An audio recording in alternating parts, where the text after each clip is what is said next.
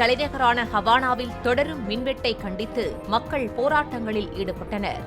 நாள் ஒன்றுக்கு 22 மணி நேரம் மின் விநியோகம் தடைபடுவதை கண்டித்து வீதிகள் தோறும் மக்கள் திரண்டு ஆர்ப்பாட்டங்களில் ஈடுபட்டனர். ஆண்கள் மேலாடைகள் இன்றியும் மகளிர் பாத்திரங்களை கரண்டிகளால் தட்டி ஓசை எழுப்பியும் எதிர்ப்புகளை தெரிவித்தனர். அமெரிக்கா விதித்துள்ள தடைகளால் எரிபொருள் தட்டுப்பாடு ஏற்பட்டுள்ளதால் மின் விநியோகம் தடைப்பட்டுள்ளதாக அதிகாரிகள் கூறியுள்ளனர்.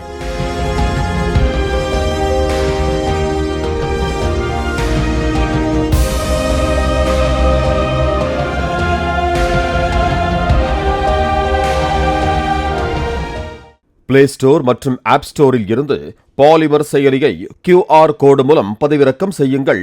செய்திகளை உடனுக்குடன் பெறுங்கள்.